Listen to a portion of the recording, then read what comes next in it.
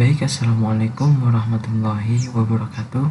Sebelumnya perkenalkan, nama saya Febri Mahendra Pratama. Nah, pada kesempatan kali hari ini saya akan mempresentasikan penugasan jurnal 9, yaitu mengenai Breadth First Search atau BFS dan juga Depth First Search atau DFS. Akan saya bahas di slide selanjutnya. Nah, pada bagian pembahasan ini kita perlu ketahui dulu bahwa definisi daripada BFS itu adalah salah satu algoritma pencarian jalur sederhana di mana pencarian itu dimulai dari titik awal. Kita tentukan titik awalnya. Kemudian dilanjut ke semua cabang titik tersebut secara terurut. Jika titik tujuan belum ditemukan, maka perhitungan akan diulang lagi ke masing-masing titik cabang dari masing-masing titik sampai titik tujuan tersebut ditemukan. Nah, bisa kita lihat di sini ya, ada sebuah gambar. Ini adalah gambar daripada soal penugasan jurnal 9. Di situ diketahui bahwa penelusuran dimulai dari A. Nah, sebelumnya kita tandai dulu bahwa penelusuran dimulai dari A. Nah, kita lihat di sini tetangganya itu ada B, ada E, dan juga ada D. Kita Q nih, kita Q ya, kita masukkan ke dalam Q. B pertama kita masukkan B ya, kemudian kita masukkan E, kemudian kita masukkan D. Nah, ternyata ini sudah di visit nih, sudah visited, si A ini sudah visited. Kemudian kita cek apakah B ini merupakan solusi. Ternyata bukan. Apakah E juga merupakan solusi? Ternyata bukan. Nah, kita balik lagi ke titik cabang sebelumnya. Kita mulai lagi. Kita masuk ke D. Nah, tadi kan D sudah visited. Nah, ternyata dari D ini dia ada solusi nih untuk mencapai tujuan terakhir. Kita masuklah ke G. Nah, dari G dia bertetanggaan dengan H ya. Kita Q dan si G ini menjadi yang visited. Kita tandai H seperti ini. Nah, kita lihat bahwa si H ini bertetanggaan dengan F dan juga I. Oleh karena itu kita Q dulu F ya. F kita Q. Nah, si H ini sudah menjadi bagian visited. Kemudian kita cek lagi, kan masih ada 2 nih. Nah, masih ada 2. Kita tandai kita masukkan si I. Nah, ini kita Q tadi sudah kita QI, kemudian si F ini menjadi bagian visited. Setelah visited masih ada satu lagi sisa yang terakhir, yaitu C. Nah, C ini adalah goalnya atau tujuannya. Nah, gambarnya seperti itu dan hasilnya akan menjadi seperti ini. Nah, lalu bagaimana penerapannya dalam sebuah DFS? Nah, sebelum itu kita perlu ketahui dulu definisi daripada DFS atau Depth First Search, yaitu merupakan satu algoritma penelusuran struktur graf atau pohon berdasarkan kedalaman. Simpul ditelusuri dari root kemudian ke salah satu simpul anaknya. Misal prioritas penelusuran berdasarkan anak pertama, simpul sebelah kiri. Maka penelusuran dilakukan terus melalui simpul anak pertama dari simpul anak pertama level sebelumnya hingga mencapai level terdalam. Nah, juga kita perlu ketahui langkahnya itu yang pertama, apakah node tersebut merupakan goals ya. Yang kedua juga kita cek apakah node tersebut mempunyai keturunan. Jika iya, maka kita masukkan ke dalam node list atau queue. Kita queue. Dan yang terakhir, jika kemungkinan pencarian ini sudah habis, maka kita kembali ke titik sebelumnya, ke titik awal. Nah, kita mulai penelusuran dari A ya, dari A. Kemudian kita cek apakah dia mempunyai turunan. Oh ya, dia punya B, E, dan D. Kita cek juga apakah si D merupakan goals. Ternyata tidak. Kita cek lagi ke E, apakah si E ini merupakan goals. Ternyata tidak. Nah, opsi yang terakhir yaitu adalah B. Dia mempunyai goals ya. Kita masuk ke B. Nah, seperti ini. Kita masukkan dia ke dalam node list. Kemudian kita cek si B ini tetangganya siapa? E. Ya, karena tidak ada yang lain, kita masukkan si E ke dalam node list. Kemudian kita cek lagi nih, apakah F merupakan solusi? Ternyata tidak. Dan apakah H merupakan solusi? Ternyata iya, karena dia akan melakukan penelusuran hingga mencapai goals. Dan kita cek juga apakah si E ini mempunyai turunan. Ya, turunannya yaitu adalah F dan H. Kita masuk ke H. Nah, seperti ini. Kemudian kita tandai bahwa si E ini visited. Kita masuk ke H, kita cek apakah H ini dia mempunyai turunan. Ternyata iya, dia mempunyai turunan yaitu I. Nah, kita cek juga apakah si ini merupakan goals. Ternyata iya, maka kita masukkan dia ke dalam node list. Dan H menjadi bagian expand node atau visited. Kita cek lagi tetangganya I yaitu F. Apakah F ini merupakan turunan dari I? Ternyata iya. Dan apakah si F ini merupakan goals? Ternyata juga iya. Maka kita masukkan dia ke dalam node list dan I menjadi bagian yang visited. Yang terakhir yaitu adalah C. Dari penerusan awal pertama tadi ini, yang terakhir itu adalah C. Ternyata C ini adalah yang terakhir. Kita cek apakah dia turunan daripada F, ternyata iya. Dan juga kita cek apa dia merupakan goals, ternyata juga iya. Maka kita masukkan dia ke dalam node list. Nah, setelah kemungkinan pencarian ini sudah habis, kita balik ke titik sebelumnya, yaitu dari C ke F, ke I, ke H, ke E, ke B, dan ke A. Nah, kita mulai lagi dari awal. Kita cek, tadi kan yang lain sudah visited nih. Kita masuk ke D. Berhubung D itu adalah tetangga yang terakhir yang belum di visit, maka kita masukkan D ke dalam node list. Dan di sini kita bertemu dengan goalsnya yaitu G, ya. Kita cek apakah si G ini merupakan turunan daripada D. Ternyata iya, maka kita masukkan. Dan juga kita cek apakah dia ada goals yang terakhir. Ternyata juga iya. Maka hasilnya akan menjadi seperti ini. Nah, gambarannya kurang lebih seperti itu. Bagaimana penerapannya dalam sebuah program itu akan saya tunjukkan pada slide selanjutnya. Terima kasih. Nah, di sini saya akan mengimplementasikannya dalam bentuk bahasa pemrograman. Di sini saya membuat dua buah folder yang berbeda. Ada folder untuk BFS dan juga DFS. Untuk masing-masing saya buat 3 kelas. Nah, untuk BFS sendiri terdiri dari kelas graph BFS-nya, ada kelas grafnya, dan juga ada kelas node-nya. Akan saya bahas dari node dahulu. Nah, pertama saya import package-nya, package BF search, kemudian saya berikan kelasnya dengan nama node. Nah, ini adalah kelas untuk node-nya nanti, ya, untuk pemanggilan node-nya. Dan saya menggunakan tipe data string, name, dan juga boolean is visited. Nah, ini is visited fungsinya untuk mengecek apakah node tersebut sudah dikunjungi atau belum. Dan saya masuk ke dalam fungsi, saya buat fungsi node-nya, parameternya string name, kemudian this name sama dengan name, is visited sama dengan false, dan juga public void visit. Nah, ini fungsi visitnya, is visited sama dengan true. Dan kita masuk ke bagian grafnya terlebih dahulu. Nah, seperti biasa saya menggunakan import Java, menggunakan koleksi hashmap, ada koleksi linked list, dan queue, karena ini merupakan kebutuhan yang akan kita gunakan pada pengimplementasiannya. Dan saya berikan nama kelasnya graph. Saya gunakan hashmap. Nah, hashmap ini artinya adalah sebuah kelas yang berisi sekumpulan pasangan nilai dan kunci, nilai value dan juga kunci key. Nah, di sini ada key-nya yaitu node, dan juga ada tipe data value-nya itu qnode. Nah, dan di sini ada objek hashmap-nya.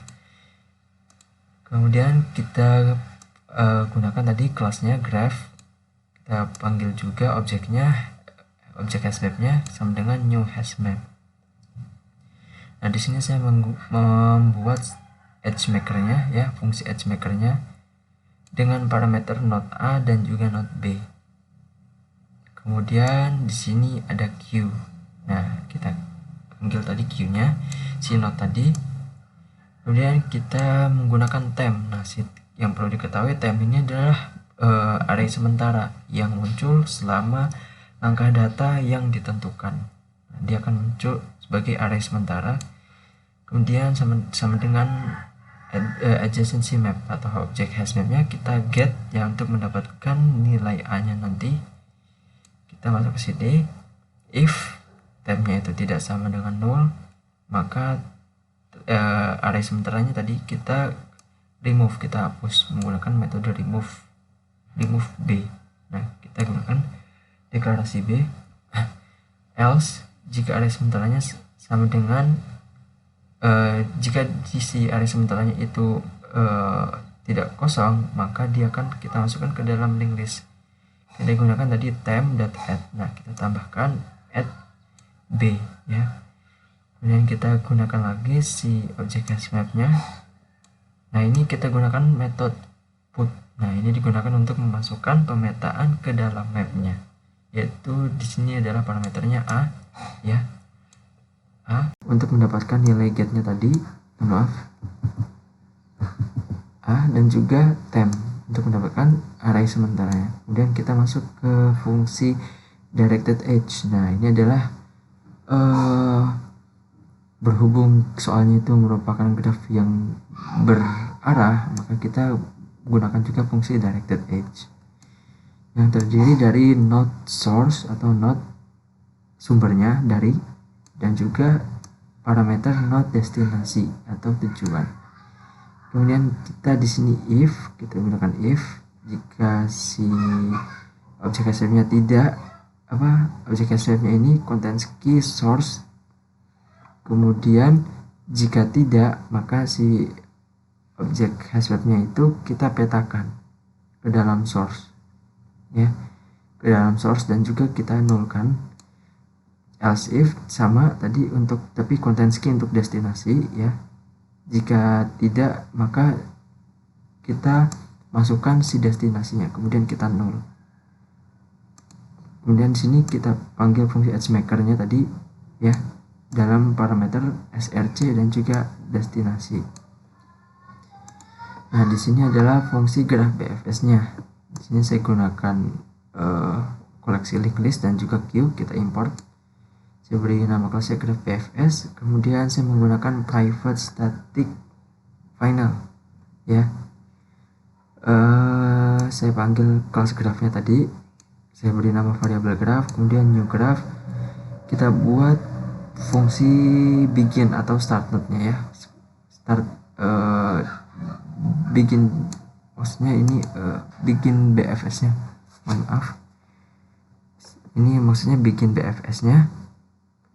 Nah, ini kita buat parameter node-nya, start node-nya ya.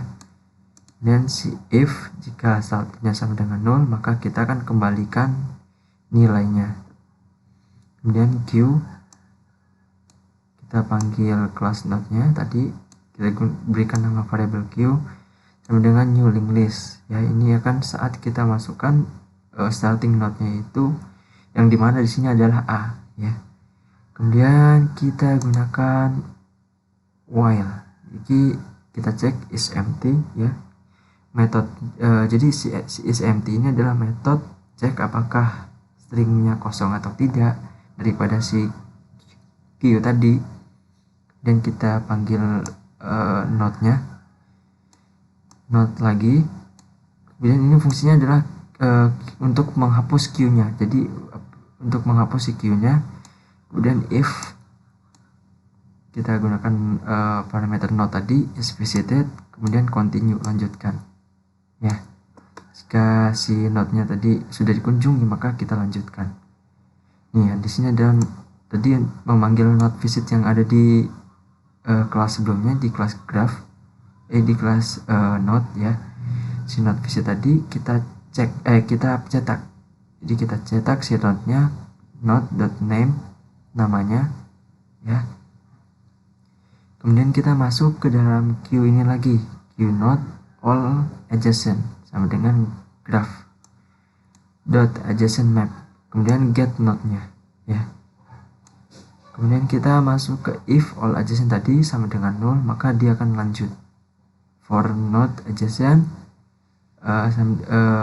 sama dengan all adjacent, if si adjacentnya itu is visited, maka kita masukkan ke dalam queue.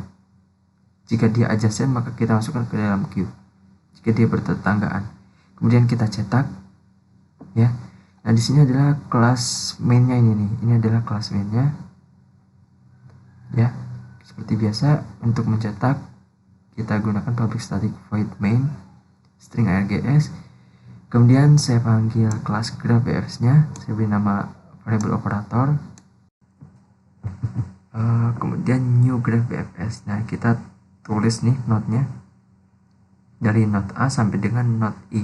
Jadi jumlahnya ada 9 node. Di sini juga adalah grafnya nih untuk directed edge atau yang terhubung ya, merupakan node-node yang terhubung dari node A. Tadi kan di graf ada node A, dia terhubung juga dengan node B, node A juga dia terhubung dengan node D, node A terhubung juga dengan node E, dan seterusnya. Kemudian di sini kita cetak nih, kemudian kita ini BFS transversal. Nanti ini dia akan mencetak hasilnya mana saja daripada BFS ini yang akan kita cetak urutannya. Kemudian kita panggil si variabelnya tadi operator, maka dia akan mulai bikin BFS ya, maksudnya bikin BFS dari node A. Maka hasilnya saat kita jalankan akan seperti ini.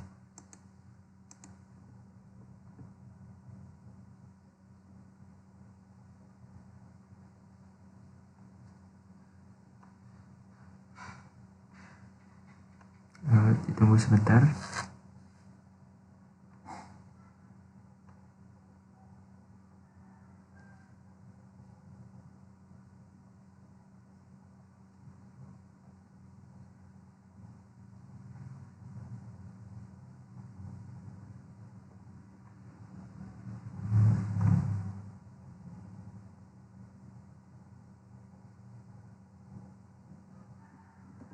Dan hasilnya akan muncul seperti ini, dari A ke B ke D ke E ke G ke H F ke I, kemudian tujuannya itu ke C, dari starting node yaitu A. Nah, lalu bagaimana pengimplementasinya dalam bentuk DFS atau Depth First Search? Sebenarnya kalau kita perhatikan di sini, itu saya membuat fungsi node-nya itu sama seperti BFS, dan juga untuk fungsi DFS-nya ini mirip persis seperti yang ada di BFS, tapi yang membedakan di sini adalah fungsi grafnya nanti. Ya, jadi kita bahas lagi. Seperti sebelumnya, kelasnya itu node, kemudian tipe data string, saya beri nama variable name, kemudian boolean ini is visited untuk mengecek apakah node-nya sudah dikunjungi atau belum. Kemudian saya buat fungsi node, beri parameter string name, this name sama dengan name, is visited sama dengan false. Dan sini void visit. Nah, ini fungsi visitnya, apakah node tersebut sudah is visited sama dengan true ya. Nanti ini sama dengan true untuk mencetak jika node-nya tersebut sudah di visit. Untuk grafnya juga sama ya, tapi di sini saya menggunakan stack karena konsep daripada DFS itu saat kita melakukan penelusuran ya, dia itu kan melihat apakah si node starting node-nya itu dia mempunyai turunan, dan apakah node tersebut merupakan goals, misalkan dari A ke B, apakah dia goal merupakan tujuan solusi. Dan juga saat kita misalkan dari berjalan dari A, kemudian dia kan tetangganya B, terus dia B juga tetangganya E ke H ke I ke F ke C, dan C ini merupakan node terakhir ya. Jika kemungkinan penelusuran node-nya itu sudah habis, maka kita kembali ke cabang titiknya, yaitu kembali ke A. Berhubung D dan G itu belum kita telusuri, maka kita akan masuk ke D dan G. Nah, kurang lebihnya seperti itu. Nah, di sini saya menggunakan hashmap seperti biasa. Di sini ada key-nya ya. Di sini ada key-nya node, kemudian ada tipe data value-nya itu stack node, kemudian ada objek hashmap-nya, beri nama adj map.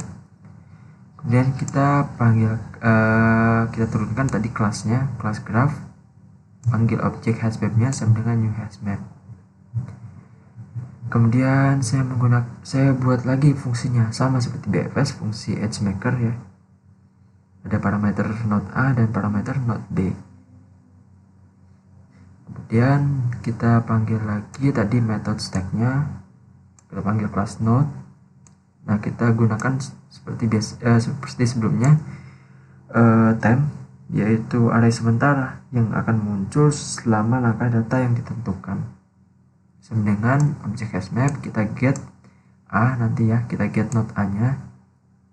Kemudian di sini if array sementara tidak sama dengan kosong, maka array sementara kita hapus ya, kita hapus not b-nya. Else jika array sementara itu terisi, maka new stack ya, new stack kita tambah array sementaranya, kita add si b-nya tadi, not b-nya ya. Kemudian ini kita petakan menggunakan ya, tadi kita panggil dulu fungsi objek hashmap-nya, kemudian kita petakan menggunakan metode put ke dalam map si parameter A dan juga si array sementaranya ini ya. Kemudian kita buat sama fungsi directed edge ya, ada parameter node source-nya sama parameter node destinasinya. Kemudian if objek hashmap-nya itu content key source-nya itu tidak objek hashmap-nya ini tidak memiliki content key source, maka dia akan memetakan si source tadi, kemudian kita nolkan. Sama halnya seperti untuk content key destinasinya, kemudian kita petakan destinasinya, kemudian kita nolkan. Dan kita panggil tadi fungsi edge maker-nya menggunakan parameter source dan juga destinasi. Nah, untuk fungsi graph DFS-nya saya menggunakan koleksi stack saja. Kemudian kelas namanya graph DFS, saya menggunakan private static final graph, nama graph lagi, variable name-nya sama dengan new graph. Dan saya buat fungsi set start node. Nah, ini node-nya, kita panggil class dot-nya, kita beri nama parameter node.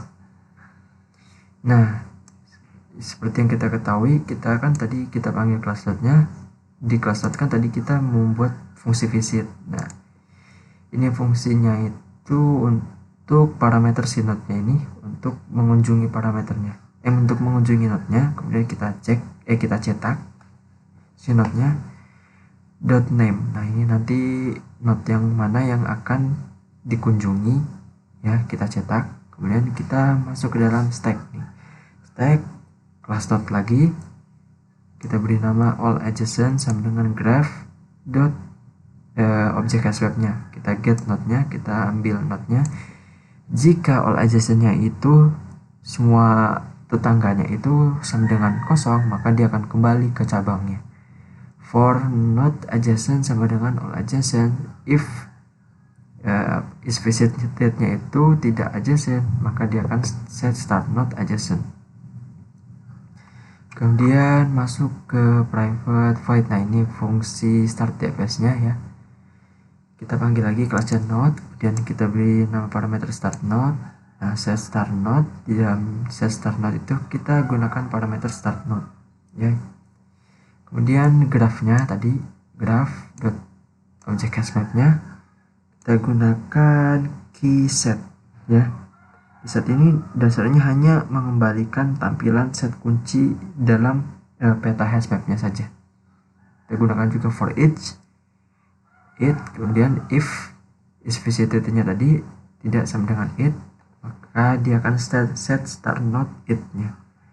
Kemudian di sini kita jalankan ke dalam ini, saya jadikan satu ya, harusnya ini saya buat kelas main lagi, bisa jadikan satu saja. Nah, di sini saya gunakan public static void main seperti biasa, kemudian saya panggil kelasnya itu graph DFS, saya beri nama operator dengan new graph DFS. Nah, saya di sini saya panggil node-nya ya, saya panggil node-nya, kemudian saya masukkan key-nya. Key-nya itu ada A, B, C, D, E, F, G, H, I yang berjumlah ada 9 key atau 9 node. Nah, saya panggil juga graph-nya ya. Directed edge ini merupakan node-node yang terhubung. Ada node A berhubung dengan node B. Ya, ini node ini adalah source-nya dan juga ini adalah destinasinya. Seperti biasa. Kemudian kita cetak. Nah, ini kita cetak DFS traversalnya. Kita panggil operatornya tadi ya. Operatornya kita panggil. dot start DFS yang dimulai dari A, maka dia akan mencetak urutan DFS traversalnya. Saat kita jalankan, maka hasilnya seperti ini. Nah, dari A kemudian dia tetangganya B ya, dari B nya tetangganya E, kemudian dari E tetangganya H, dari H tetangganya I, dari I tetangganya F, dari F tetangganya C. Nah, seperti di graf gambar graf pada soal jurnal itu, C merupakan penelusuran akhir daripada step langkah pertama ya. Saat kemungkinan penelusurannya tadi itu kan sudah habis, dia akan kembali ke titik pertama, ke cabang titiknya itu A, dan masih ada sisa node yang belum tertelusuri yaitu D dan G. Nah, maka D dan G ini merupakan penelusuran terakhir di mana G akan menjadi goalsnya atau tujuannya. Nah, kurang lebih seperti itu. Mohon maaf apabila ada salah. Wabillahi taufiq wal hidayah. Wassalamualaikum warahmatullahi wabarakatuh.